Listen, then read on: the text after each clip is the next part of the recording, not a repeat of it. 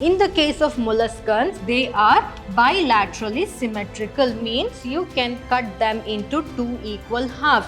Proboscis, which is nothing but the anterior head, then the collar region, which forms the connectivity between the head and the trunk region. So between the visceral hump and the mantle, there is one cavity that is present. That cavity is called as the mantle cavity.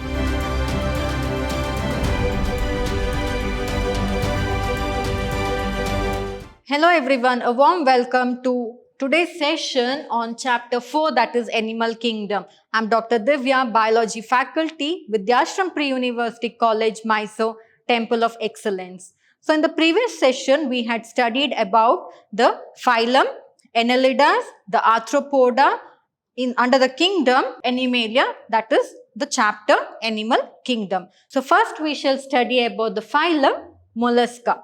So molluscans, they are the second largest. So the first largest is the insects. So the arthropods are the first largest. The second largest is the molluscans. So molluscans, they occupy a major portion in the animal kingdom. So what are these molluscans? Those, that is you have various mollusks, that is oysters, so all those shell bearing organisms, so they, most of them come under the molluscans. So therefore molluscans, they occupy the most second largest or the most important position in the animal kingdom. So next, moving on to their habitat, that is where do they grow, in which environment they are found. So they are usually terrestrial. So when I say terrestrial, means they are the animals which dwell on land or which live on land. That is, they live on land, hence their habitat is terrestrial, and they can be aquatic. So molluscans, usually the oysters and all, they are found in the seas and the oceans, right? So therefore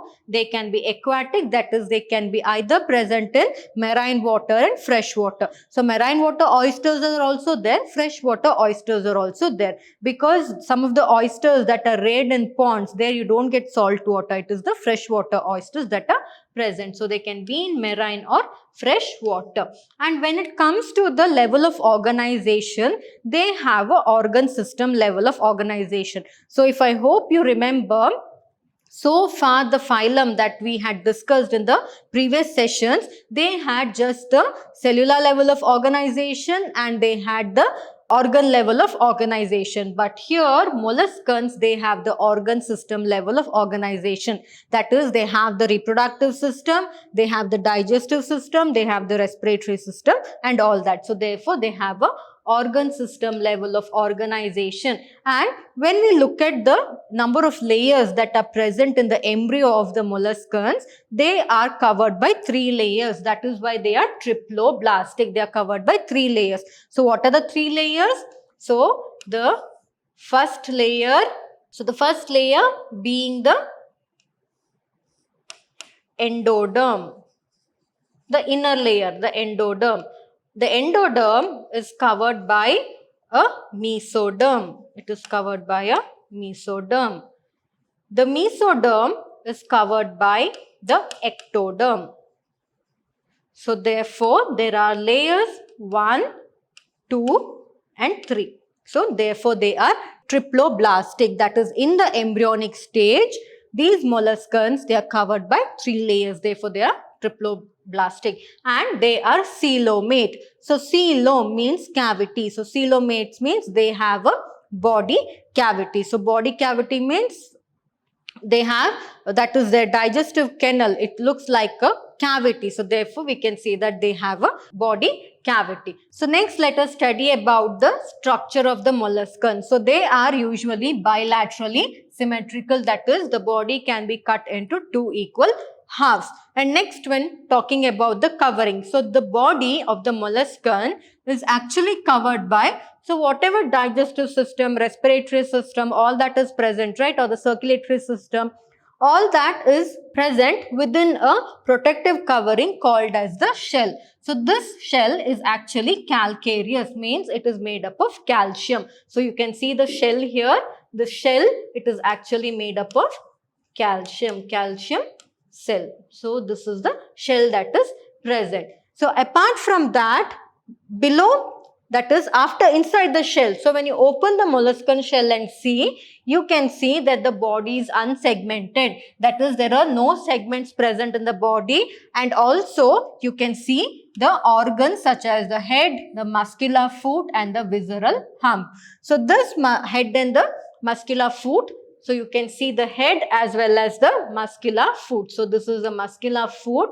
So muscular foot means it is very thick, it is made up of muscles, and this muscular foot actually helps in the locomotion or the movement of the particular molluscan species. And apart from that also, there is a soft and spongy layer of skin that forms a mantle over the visceral hump. So we have the visceral hump. So above the visceral hump, there is a small skinny layer.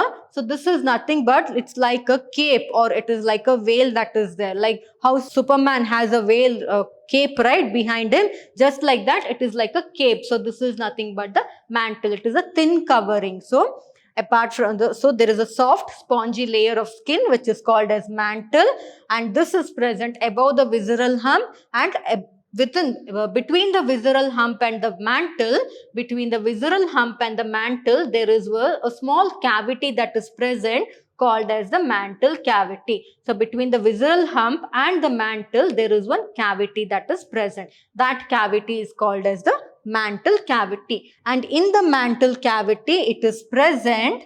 So in the mantle cavity, there are present wing or feather-like gill structures. So you can see they are feather-like gill structures that are present. Feather-like gill structures are present, which helps in the respiratory process. So therefore, apart from having a respiratory function, they also have a excretory function. So they have the anus. So you can see here in the mantle cavity itself, here the anus is being present. So the anus helps in excretion, that is the elimination of the waste products, and the gills help in the respiration process. So therefore, they have the respiratory organ system and the excretory organ system, or the digestive system as well.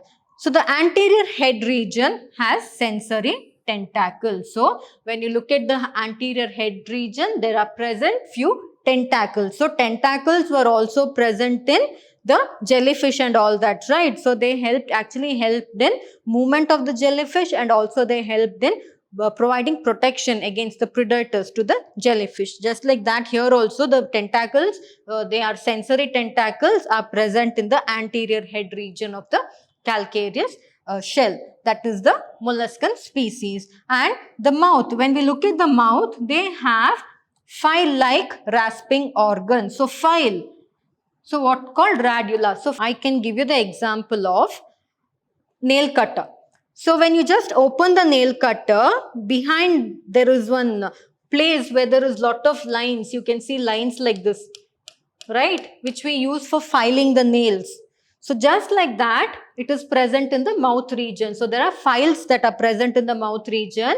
So that is actually called as radula. So it helps in the feeding process, that is eating food and all that, it helps in. So the mouth contains a file-like, it is just like a file-like rasping region, which actually helps in feeding of the food or eating the food, and that particular file-like structure, which is present in the mouth, it is called as the radula. So these are the structures that are present. So now we can say that they have a digestive system, that is the organ level of organization, right? Why? Because they have the mouth, in the mouth they have the radula, then the radula, the stomach, then the intestine, then the anus. Now the digestive system is complete. Apart from that, they have the heart, circulatory system is complete, and also they have gills, that is respiratory system, it is complete. So they have a organ level system of organization. So this is about the structure.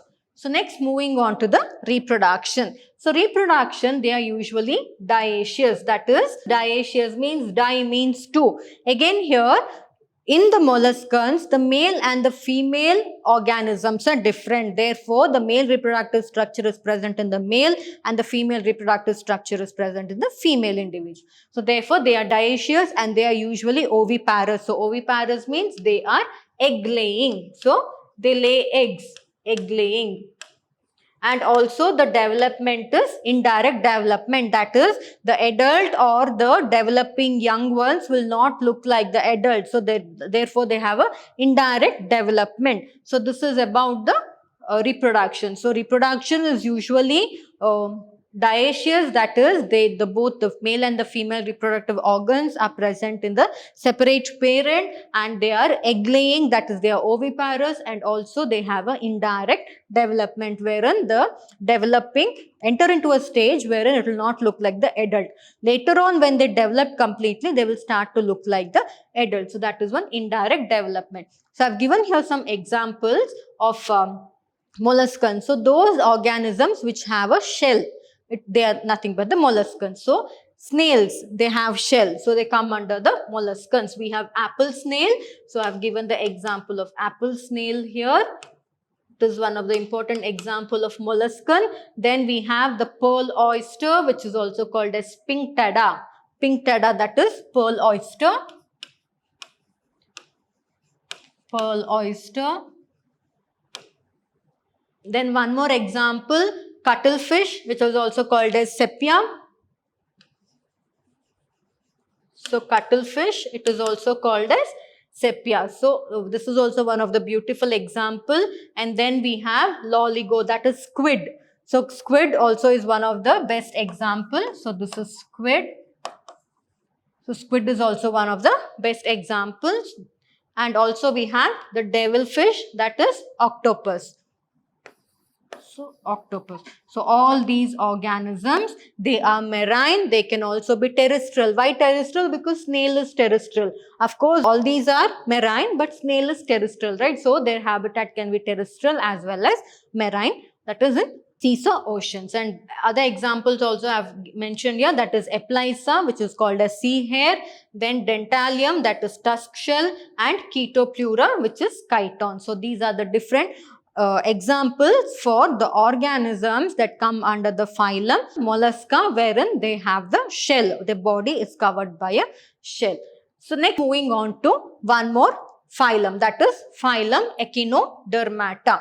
So phylum Echinodermata also, they are completely marine. They are not terrestrial like the molluscans. They are completely marine. And they also have, the echinodermats also have an organ level system of organization, organ system level of organization. And they are also triploblastic. They also have a coelom. So now all these are same except for the marine, because their molluscans, they were terrestrial as well as they were marine, but these echinodermata, they are only marine in nature, and they have an organ system level of organization. It is triploblastic, that is, they are made up of 3 layers. The embryo is covered by 3 layers, that is the ectoderm, mesoderm, and the endoderm. And the body, it has a cavity. They have a body cavity, that is why it is coelomate. So the best example I've given here, starfish. So now itself, by looking at the starfish, you can say they are radially symmetrical. So these echinodermata, they are radially symmetrical. But in the case of molluscan, I told you they are bilaterally symmetrical. So now their variation occurs.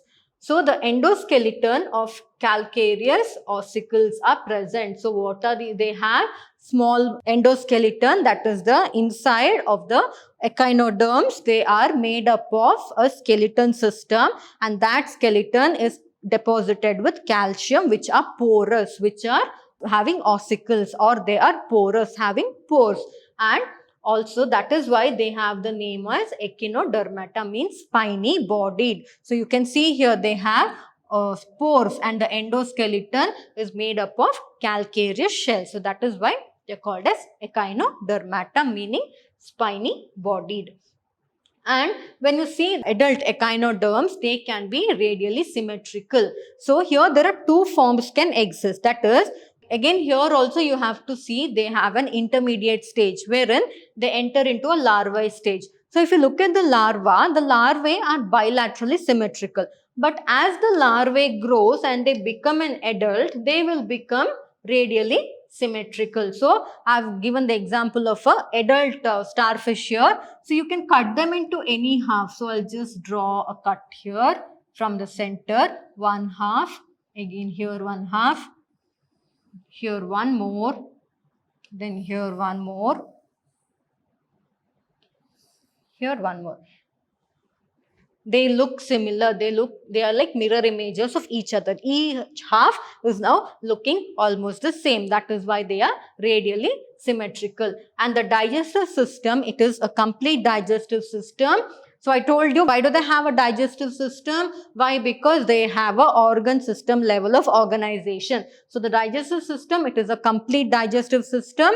I told you again, when classifying organisms on the basis of digestive system, they can be complete digestive system or incomplete digestive system. So they have a complete digestive system, but I told you in the case of other organism wherein if the digestive system is incomplete, they will just have one opening. That is, the food also goes through that opening and the excretory products also goes through that one opening itself. But here in this case, they have a digestive system which is complete, with the mouth that is present on the lower, that is ventral side, and anus on the upper or the dorsal side. So the anus is present on the dorsal side. So if this is the ventral and this is the dorsal side, on the ventral side they have the anus being present. On the dorsal side, that is upper part, they have the mouth being present. Therefore, they have two different organs for eating food and eliminating the excretory products. Therefore, they have a complete digestive system.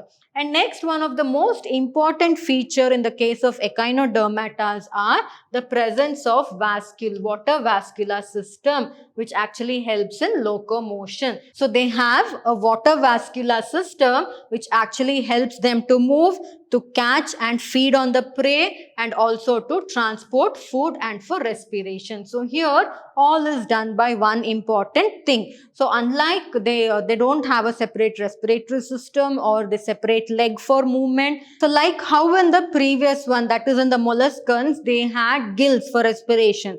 They had digestive system. Even these have digestive system, but there is no separate gills, and also they had a muscular foot there, right? But these don't have all that like that. They just have the presence of water vascular system, which actually helps in the movement and also for capturing the food, and also whatever food is captured and it is eaten for the transport of the food, and also for the respiration process. There is no separate system for that. And also excretory system is also absent. So here excretory system is also absent in this. They just have an opening through which the waste products just go out, but it is just that opening is different. It is present above that is on the dorsal side. It is present on the dorsal side. So this is about the structure of the echinodermata.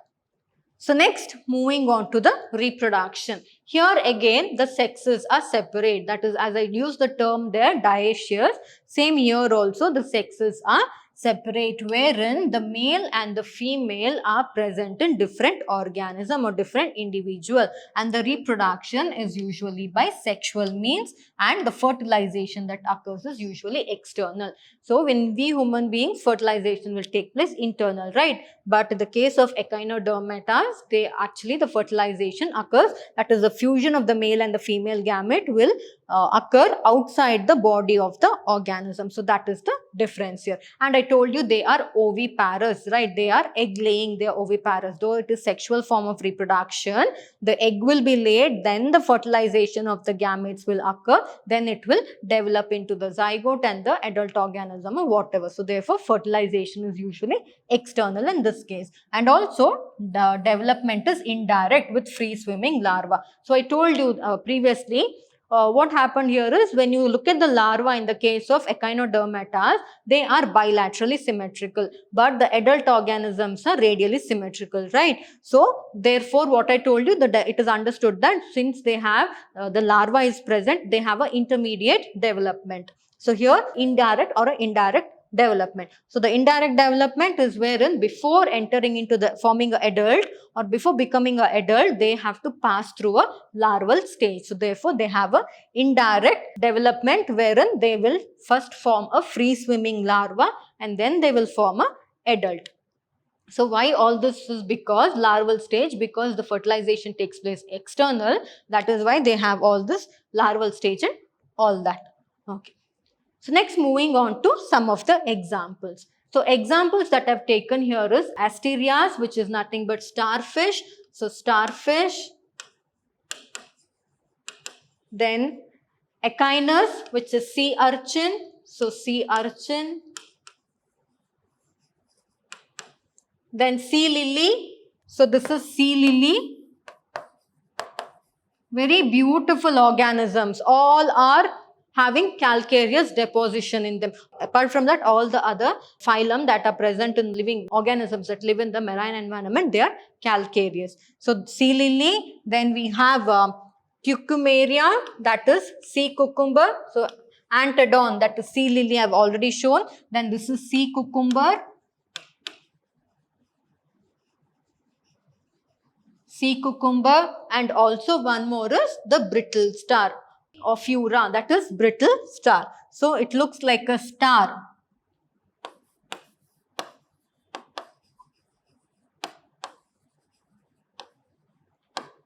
So brittle star. So these are some of the examples for the phylum Echinodermata. So next, moving on to one more phylum, that is phylum Hemichordata. So phylum Hemichordata, actually earlier it was placed under the subphylum Chordata. Why? Because scientists, they thought that there is one structure which looks like the notochord in these animals. So therefore, they placed it under the Chordata. So earlier it was considered as a subphylum under Chordata. So phylum Chordata, subphylum Hemichordata. Like this it was considered. But later on, they are separately placed under the phylum Non-Chordata itself, or under Non-Chordata, wherein they are placed under the phylum Hemichordata. So they are nothing but the non-chordates. And why this was done is because they had a rudimentary or a false structure in the collar region which was called as stomochord, and that stomochord actually looked exactly like a notochord. So what are chordates? Those animals having notochords are the chordates, right? So scientists, they were observing this particular animals under the group phylum, under the phylum Hemichordata. So when they were studying them, they noticed that it had some false structure, which is in the collar region. They had a structure called as stomochord. And that stomochord, it actually looked exactly like the notochord, almost similar to the notochord. So they thought, okay, they can be put under the phylum, that is Chordata, as a subphylum Hemichordata. Later on, when experiments were done and studies were done and all that, they came to know that these what is that? Stomochord is something entirely different from the notochord. So that is when they removed it and made it as a separate phylum, Hemichordata. And these usually are worm-like marine animals. So they are marine in habitat and they are worm-like to see. They're just like worms. And they also have an organ system level of organization, and here also they are triploblastic, that is covered by 3 layers, and they are coelomate, having a body cavity. So and also moving on to the structure, so they are bilaterally symmetrical. So if I draw a line exactly in between here, so you can see here, right, it can be easily cut into 2 equal halves. So that is why mirror image of each other, that is why it is bilaterally symmetrical, and they are cylindrical, just like a pipe. They look like a worm, right? That is why they are worm-like, and also they are cylindrical, just like a pipe. They are cylindrical, and they have an anterior proboscis, a collar, and a long trunk. So they have the proboscis, which forms the head anterior. Anterior means at the top, anterior proboscis, which forms the head. Then they have the collar region. Then they have the trunk. Trunk is the main body part. So these are the 3 main structures or the body parts that are present in the phylum Hemichordata. So that is proboscis, which is nothing but the anterior head. Then the collar region, which forms the connectivity between the head and the trunk region. And then they have the trunk, which is nothing but the main body. So these are the 3 different regions. Apart from this, I told you they have an organ system level of organization, right? So their circulatory system is of open type. So I remember in my first session of Animal Kingdom, I had told you the classification can be done based on the type of circulatory system. It can be classified as open type and closed type. So open type means they will not have, the blood will not be transported through particular veins and all that. The organs will just be bathed like that in the blood. But in the case of closed type of circulatory system, they have veins, all that, to carry the blood to specific organs. So that is the difference. So here in this case, they have an open type of circulatory system, and the respiration takes place through gills. Because they are marine animals, they have gills through which the respiration actually takes place. And the excretory organ is the proboscis gland. So in the proboscis gland itself, they have the excretory organ being present. In the proboscis, they have the excretory organ being present. So this is about the structure of the animal that comes under the phylum Hemichordata. So next, moving on to the reproduction. Here again the sexes are separate, that is the male and the female organism are different, and the fertilization also here is external. It takes place outside the body of the organism, and here also the development is indirect, because directly they will not become an adult. Intermediate one stage will be there wherein the young organism will not look like the parent, it will look as if it is something else. So that is nothing but indirect development. Development is not direct. And some of the examples that I've taken here is Belanoglossus and Sacoglossus. So these are the two examples. So here I have Sacoglossus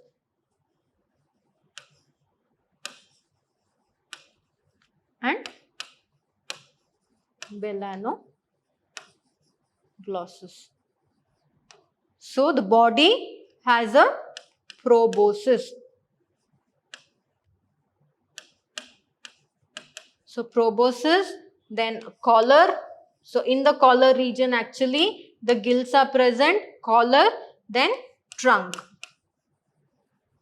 And I told you it is bilaterally symmetrical. So if I draw a line, they will look exactly like half. So they are bilaterally symmetrical, and they are worm-like. They just look like worms. But only thing is they are marine animals and they do not have a notochord, but actually they have something called as the stomochord. So they have a stomochord. This stomochord actually looks like a notochord. That is why they were placed under the phylum Chordata, but now they have placed under separate phylum called as Hemichordata. So this is about the reproduction and some of the examples of the phylum Hemichordata.